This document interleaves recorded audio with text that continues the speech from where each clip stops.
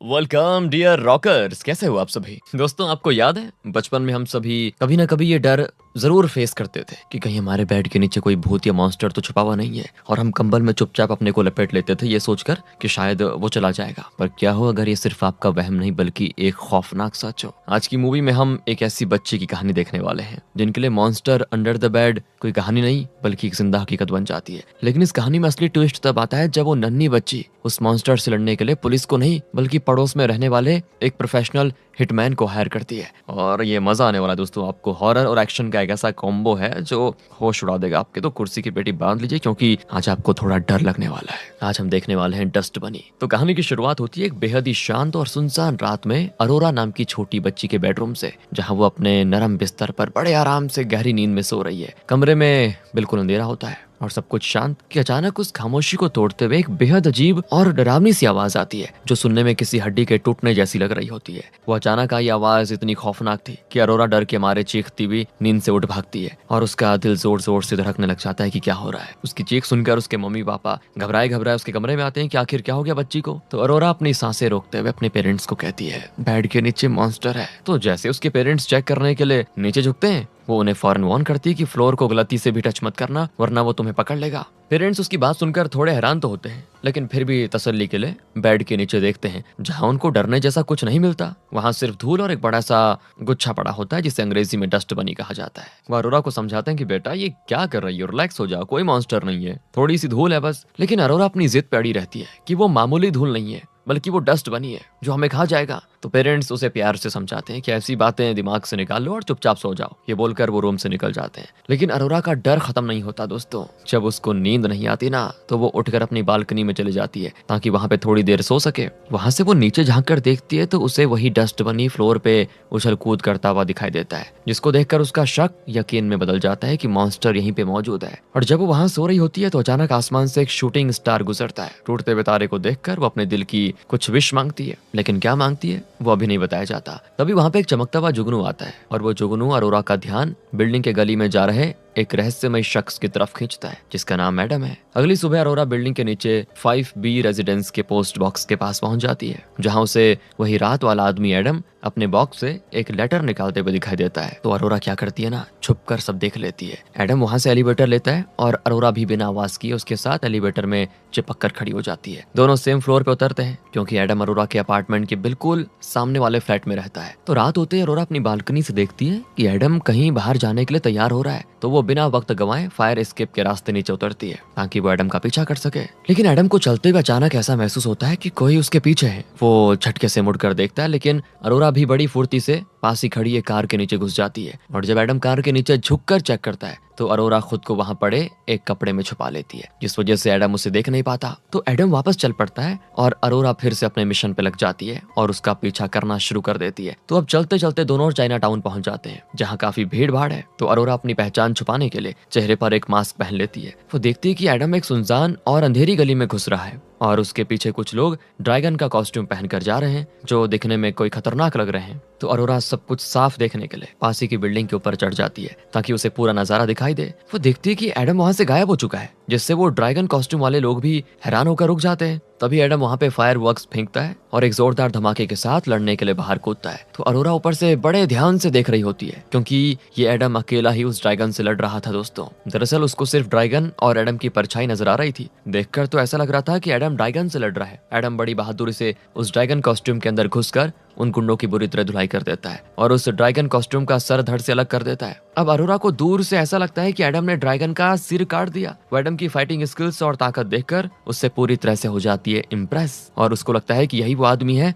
जो उसकी मदद कर सकता है मॉन्स्टर से लड़ने में। तो एडम अपना काम खत्म करके बिल्डिंग में वापस आता है और अरोरा भी चुपके से उसके पीछे पीछे जाती है। एडम अपने रूम में जाने से पहले जमीन पर गिरे खून के एक कतरे को साफ करता है ताकि कोई सबूत न बचे। अरोरा भी अपने रूम में घुसती है लेकिन इस बार एडम उसको अंदर जाते हुए देख लेता है। वो समझ चुका था कि अरोरा ने मुझे उन लोगों को मारते हुए जरूर देखा होगा। अब रात को अरोरा के पेरेंट्स उसको सुलाने आते हैं और उसको तसल्ली देते हैं कि बेटा कोई नहीं है, सब ठीक हो जाएगा, इसलिए डरो मत। वो उसे गुड नाइट बोलकर वहां से चले जाते हैं। लेकिन उनके जाने के कुछ देर देर के बाद फिर से बेड के नीचे से कुछ हिलने की आवाज आती है। तो अरोरा डर के मारे अपने ब्लैंकेट में छुप जाती। क्या करती, उसे सुनाई देता है कि उसके मम्मी पापा शोर सुनकर भागते हुए रूम में आ रहे हैं और अगले ही पल अरोरा को ऐसा लगता है कि उस मॉन्स्टर ने उन्हें पकड़ कर खा लिया, जिससे वो बहुत ज्यादा डर जाती है कि उसके पेरेंट्स अब नहीं रहे। लेकिन जब वो अगली सुबह उठती है तो वो जमीन पर पैर नहीं रखती, क्योंकि वो जानती है कि मॉन्स्टर फ्लोर के नीचे है। वो अपने बिखरे हुए खिलौनों पर पैर रखकर आगे बढ़ती है और पेरेंट्स के रूम में जाकर देखती तो वहाँ सब कुछ बिखरा हुआ होता है और कमरे की हालत एकदम खराब थी। वो खुद ही अपने लिए कुछ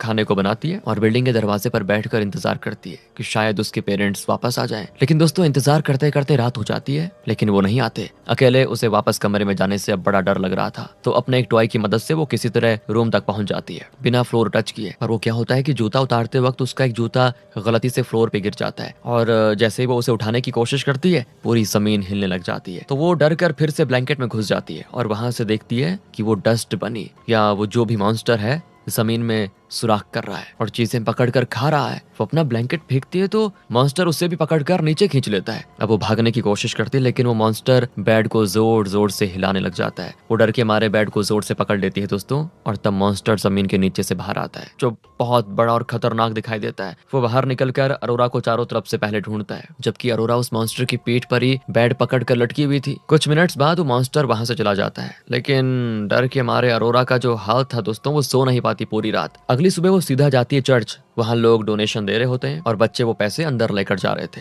लेकिन अरोरा वो सारे पैसे लेकर चर्च से भाग जाती है। वहीं बिल्डिंग में एडम जब अपना लेटर निकाल रहा होता है तो उसे अरोरा का एक लेटर मिलता है, जिसमें अरोरा ने उसके लिए कुछ लिखा था। वो रूम में जाकर लेटर खोलता है, जिसमें लिखा होता है कि एडम, मैं तुम्हें हायर करना चाहती हूँ। मेरे बेड के नीचे एक मॉन्स्टर है, उसे मारने के लिए, और मुझे उम्मीद है कि जो डोनेशन के पैसे मैंने भेजे हैं तुम्हें, वो काफी होंगे उस मॉन्स्टर का काम करने के लिए। मतलब दोस्तों अरोरा ने एडम को हिटमैन की तरह हायर किया है। अब एडम एनवलप चेक करता है और पैसे गिन ही रहा होता है कि दरवाजे पर दस्तक होती है और बाहर अरोरा खड़ी होती है। पूछती है क्या इतने पैसे काफी हैं? तो एडम पहले उसको अंदर बुलाता है। उससे कहता है ये पैसे आए कहाँ से? तो वो सच बता देती है कि मैं चर्च से लूट कर लाई हूँ। अब एडम को समझ नहीं आ रहा था कि आखिर ये बच्ची चाहती क्या है और उसे क्यों लगता है कि मैं मॉन्स्टर को मार सकता हूँ। तो अरोरा बताती कि मैंने तुम्हें ड्रैगन को मारते हुए देखा था। ड्रैगन को? एडम कहता है एग्जैक्टली क्या देखा तुमने वहाँ? तो अरोरा कहती मैंने देखा कि कैसे तुमने ड्रैगन को काटा। एडम की जान में जान आती कि चलो अरोरा ने मुझे इंसानों को मारते हुए तो नहीं देखा मतलब उसको लगा कि मैं ड्रैगन को मार रहा हूँ, ये वो अपने दिमाग में सोचता है। तो वो अरोरा से कहता है कि तुम्हारी इमेजिनेशन बहुत ही तेज है, लेकिन तुम्हारी जानकारी के लिए मैं बता दूं कि मॉन्स्टर्स एग्जिस्ट नहीं करते, ये बस तुम्हारा वहम है। लेकिन अरोरा बहस करती है कि मॉन्स्टर्स होते हैं, बड़े लोग बस नाटक करते हैं और झूठ कहते हैं कि वो नहीं होते। तो वो पूछता है तुम्हारे पेरेंट्स मानते हैं कि मॉन्स्टर्स होते हैं? तो वो कहती है वो कहाँ से बताएंगे, मॉन्स्टर्स ने उन्हें खा लिया है।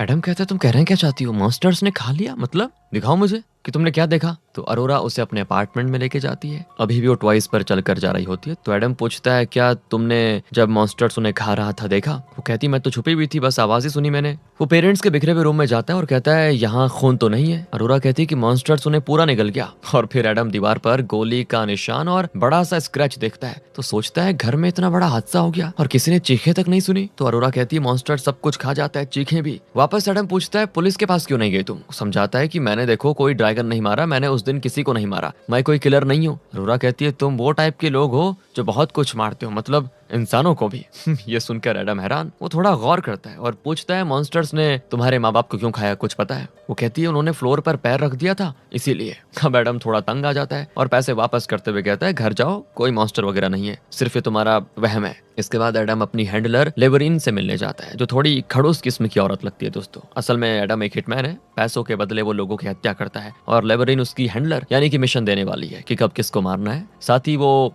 उसकी माँ भी है। एडम उसे अरोरा के पेरेंट्स की आईडी देता है और बताता है कि वो मेरे पड़ोसी थे और उनकी बेटी अरोरा को लगता है कि मॉन्स्टर्स ने उन्हें खा लिया, जबकि मेरा ख्याल है कि अरोरा के पेरेंट्स को हमारे किसी दुश्मन ने मारा है। वो हमें मारने आए होंगे और गलती से उन्होंने अरोरा के पेरेंट्स को मार दिया, जिसे अरोरा ने समझ लिया कि मॉन्स्टर्स खा गए। इसलिए मुझे लगता है कि मुझे अरोरा की मदद करनी चाहिए और उसके पेरेंट्स के हत्यारों को ढूंढना चाहिए। पर लेबरिन कहती है अरोरा जानती है कि तुम हिटमैन हो, वो सभी को बता देगी जिससे हम फंस जाएंगे। लेकिन दोस्तों एडम नहीं मानता। वो कहता है मैं अरोरा को नुकसान नहीं पहुंचाना चाहता, हो सकता है वो लोग उसको भी मारने आ जाए, इसलिए मुझे किसी भी हालत हालत में उसकी मदद करनी होगी। तो अब रात को अरोरा अपने बेड पर सोने की कोशिश कर रही होती है, तो वहीं एडम को अपने रूम से फील होता है कि कोई तो है जो अरोरा के अपार्टमेंट में जाने की कोशिश कर रहा है। वो चुपके से अरोरा के अपार्टमेंट में जाता है और उसे बेड के नीचे छुपने को कहता है, लेकिन वहाँ तो मॉन्स्टर है, इसीलिए वो उसे अलमारी में बंद कर देता है। वहाँ मॉन्स्टर है का मतलब दोस्तों ये है कि मतलब अरोरा को लगता है ना कि नीचे मॉन्स्टर्स है, बस इसीलिए वो अलमारी में छुपा देता है उसको। फिर एडम लाइट ऑफ करता है और सीलिंग पर चढ़ जाता है, लेकिन गलती ये होती है उसका चाकू नीचे गिर जाता है। अब इससे पहले वो उठा था,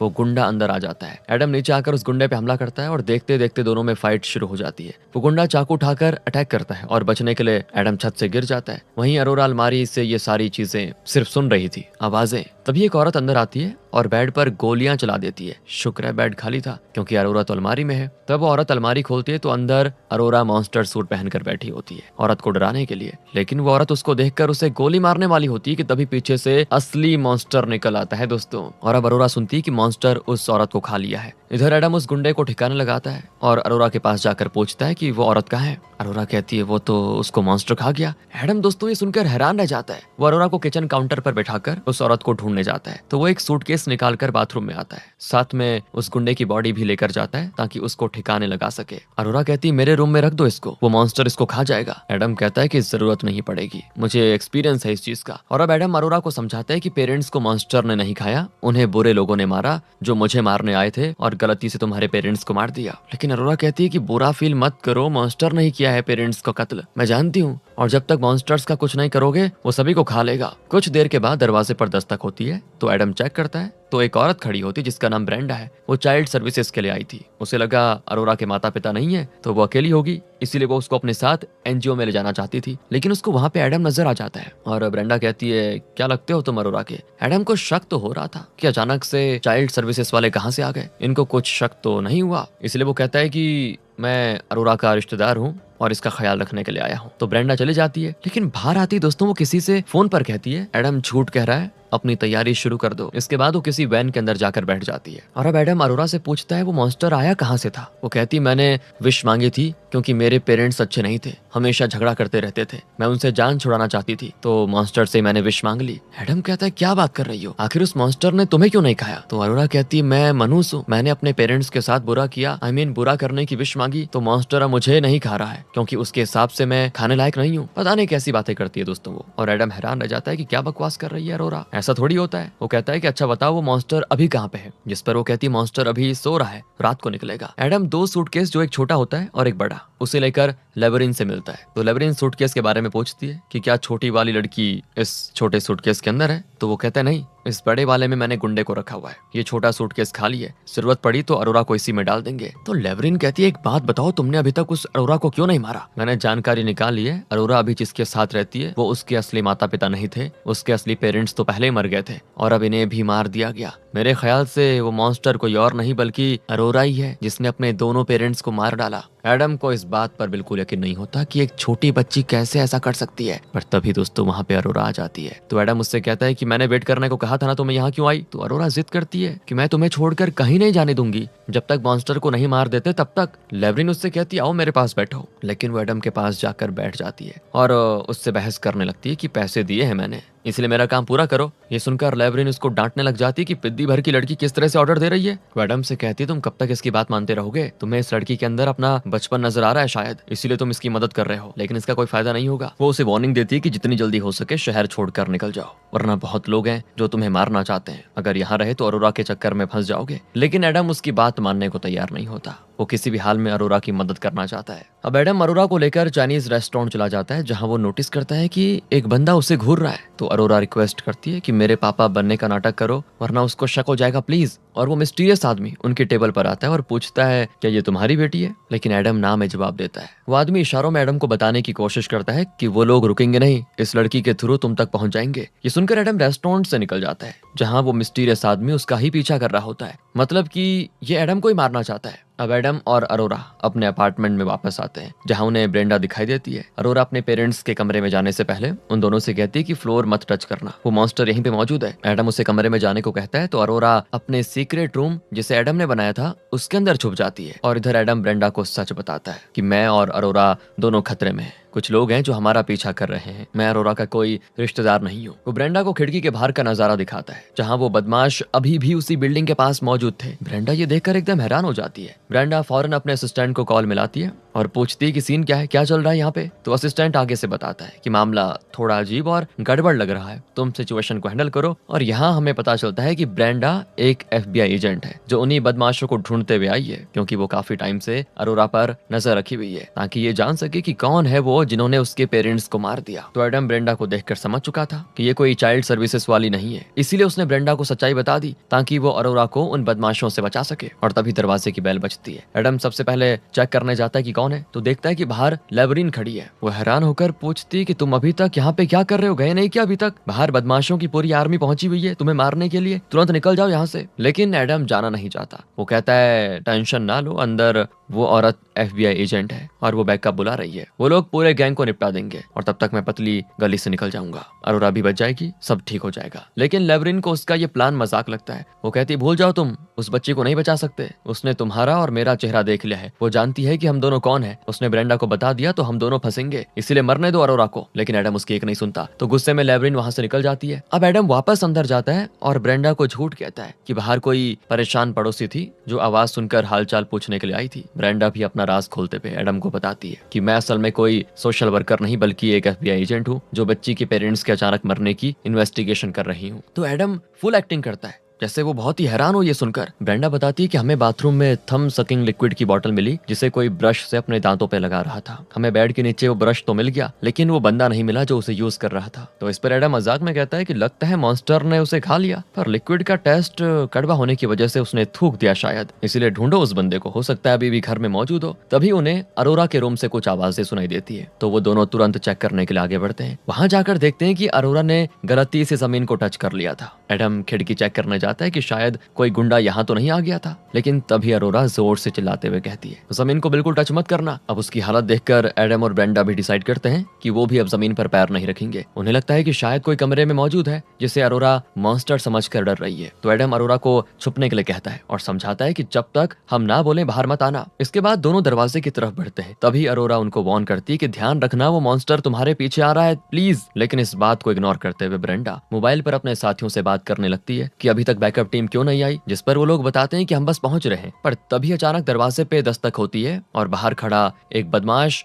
बड़ी सी गन से शूट कर देता है और गोली लगने से ब्रेंडा दूर जा गिरती है। तो ठीक उसी वक्त मॉन्स्टर उसे पकड़ने ही वाला होता है कि वो बाल बाल बचाती है और यहाँ हम मॉन्स्टर का असली और डरावना अवतार देख पाते हैं जो बहुत ही ज्यादा भयानक होता है। अब एडम तुरंत ब्रेंडा की गन ले लेता है और उन लोगों पर गोलियां चलाना शुरू कर देता है, जिसके बाद वो ब्रेंडा को खींचकर बाथरूम में लेके जाता है। लेकिन तभी उन बदमाशों पर बाहर से भी गोलियां चलने लगती है क्योंकि FBI एजेंट्स वहां पहुंच चुके थे बैकअप टीम को लेकर। इधर ब्रेंडा की गन की गोलियां खत्म हो जाती हैं तो एडम ब्रेंडा को चेक करता है कि उसके पास गोलियां हैं या नहीं। लेकिन तब ब्रेंडा होश में आ जाती है और अपने हील उसके चेहरे पे रखकर कहती है कि मुझे मेरी गन वापस करो। लेकिन तभी एडम को महसूस होता है कि जमीन सच में हिल रही है, मानो नीचे कुछ तो मौजूद है। वो ब्रेंडा को समझाता है कि बेहतर यही होगा अगर हम जमीन को टच ना करें तो, क्या पता सच में कोई जानवर नीचे बैठा हो। इधर वो बदमाश बाथरूम में घुसने वाला होता है कि तभी वहाँ वो मॉन्स्टर धमक जाता है दोस्तों, जिसको देखकर बदमाशों की तो हवा निकल जाती है। वो उस पर गोलियां चलाते हैं लेकिन किसी भी गोलियों का असर उस पे नहीं होता और मॉन्स्टर उसके एक बंदे को खा जाता है। बाकी अपनी जान बचाकर यहाँ वहाँ वो भागते हैं और कुछ तो जान बचाने के चक्कर में छत पे चढ़ जाते हैं। उन्हीं में से एक बंदा जैसी जमीन पे पड़ी गन को उठाने की कोशिश करता है। अरोरा उसे मना करती है कि मत उठाओ, वो आ रहा है तुम्हें खा जाएगा, लेकिन वो उसकी बातों को इग्नोर कर देता है और तभी अगले पल मॉन्स्टर बाहर निकलता है दोस्तों, जो सीधे उस बंदे को निकल जाता है। अब FBI एजेंट्स भी अंदर आ चुके थे जो बदमाशों से कहते हैं कि सरेंडर करो वरना अच्छा नहीं होगा। बदमाशों की हालत तो पहले ही खराब थी उस मॉन्स्टर को देखकर। वो कहते हैं कि हम सरेंडर करने को तैयार हैं लेकिन प्लीज हमें यहाँ से बाहर निकालो। लेकिन तब तक बहुत देर हो चुकी थी। मॉन्स्टर वहां पे आते ही सीधे FBI एजेंट्स और बदमाशों के साथ साथ ब्रेंडा तक को खा जाता है। सिर्फ एडम और अरोरा बचते हैं, क्योंकि एडम जमीन से ऊपर लटका हुआ था और मॉन्स्टर जमीन पर पैर रखने वालों को ही खा रहा था। रही बात अरोरा की, तो उसने ही उस मॉन्स्टर को बुलाया तो वो उसको खाएगा नहीं। अब एडम भी मॉन्स्टर को देख चुका था, जिससे वो समझ गया कि अरोरा सच कह रही थी, मॉन्स्टर सच में है। वो अरोरा के पास जाने के लिए उसके खिलौने पर पैर रखता है, वरना जमीन पर पैर रखेगा तो मॉन्स्टर खा जाएगा। लेकिन जैसे उसका पैर फिसलता है, मॉन्स्टर उसको खाना शुरू कर देता है और एडम खिलौने से मॉन्स्टर को रोकने की कोशिश तो करता है, लेकिन मॉन्स्टर इतना बड़ा और भयानक है कि वो उस खिलौने को 1 सेकंड में तोड़ देता है और एडम को निकलकर वापस जमीन में चला जाता है। सबके सब मारे गए और डरी सहमी सी अरोरा अकेली रह जाती है। अगली सुबह जब वो उठती है तो उसे मॉन्स्टर के घुटाने की आवाज सुनाई देती है। वो देखती है कि एडम जमीन से सही सलामत बाहर निकल रहा है और उसके हाथ में वही लिक्विड की बोतल है। उसे देखते ही अरोरा खुशी से उसे गले लगा लेती है। असल में एडम का मजाक काम कर गया था। उसने वही लिक्विड को अपने शरीर में लगा दिया था, जिससे हुआ ये कि उसको निगलने के बाद मॉन्स्टर उसको डाइजेस्ट नहीं कर पाया और बाहर उगल दिया। अब लेवरिन अपार्टमेंट में आ जाती है और अरोरा से कहती है कि मेरे साथ चलो, मैं तुम्हारा ख्याल रखूंगी। अरोरा और एडम दोनों उसे चिल्लाते हैं कि जमीन से हटो, वो यहीं पे मौजूद है, मॉन्स्टर खा लेगा आपको। तो लेवरिन मजाक में पूछती कौन खाएगा, लेकिन अगले पल वो देखती कि मॉन्स्टर बाहर निकल रहा है, जिसको देखते ही उसकी सांसें अटक जाती है। इसीलिए वो अपनी गन, जो कि उसने अपनी हील में इम्प्लांट करके रखी थी, वो निकाल कर गोलियां चलाती है, जो देखकर मॉन्स्टर जमीन में वापस चला जाता है और अचानक में उसके पीछे से बाहर निकलकर लेवरिन को भी खा जाता है और काम खत्म होने के बाद वो दोबारा जमीन में चला जाता है। दोस्तों, एडम अरोरा को बालकनी के जरिए अपार्टमेंट से बाहर करने की कोशिश करता है, लेकिन इससे पहले कि वो खुद भागे, मॉन्स्टर बेड पे पलट देता है। एडम बेड पकड़कर लटक जाता है, जहां मॉन्स्टर बिल्कुल उसके चेहरे के सामने था। अब इससे पहले वो उसको निगलता, एडम बालकनी में कूद जाता है। मॉन्स्टर भी उसे खाने के लिए छलांग लगाता है, लेकिन अरोरा उन दोनों के बीच में आकर खड़ी हो जाती है, जिससे मॉन्स्टर वहीं पे रुक जाता है। एडम कहता है ये तुम्हारा मॉन्स्टर है, तुमने ही इसकी विश मांगी थी और ये सिर्फ तुम्हारी बात मानता है, इसीलिए अब इसे कंट्रोल भी तुम ही करोगी बेटा। अरोरा उस मॉन्स्टर को डांटती है, जिससे वो थोड़ा घबरा जाता है। फिर वो दोनों बालकनी से निकल जाते हैं और मॉन्स्टर वहीं घर में रह जाता है। लेकिन मूवी के आखिरी सीन में दोस्तों हम देखते हैं कि अरोरा और एडम कार से जा रहे हैं, जहां वो मॉन्स्टर अब उनकी कार के पीछे पीछे भागा आ रहा है। यानी कि जहां अरोरा जाएगी वो मॉन्स्टर भी उसके पीछे पीछे जाता रहेगा। इसी डरावनी एंडिंग के साथ एक कहानी खत्म होती है। दोस्तों, ये कहानी डस्ट बनी की एक अनोखा मिक्स, जहां चाइल्डहुड, हॉरर और हाई ऑक्टेन एक्शन के साथ देखने को मिला। अब एंडिंग तो वाकई में दिमाग घुमा देने वाली थी कि मॉन्स्टर अभी भी उनके पीछे है, जैसे वो उनकी फैमिली का हिस्सा बन चुका हो। वैसे आपको क्या लगता है, क्या एडम और अरोरा उस मॉन्स्टर को हमेशा हमेशा के लिए कंट्रोल कर पाएंगे या मॉन्स्टर उन दोनों को खा लेगा? कमेंट करके बताइए। मिलते हैं आपसे अगली वीडियो में। ध्यान रखेगा अपना। Thanks for watching.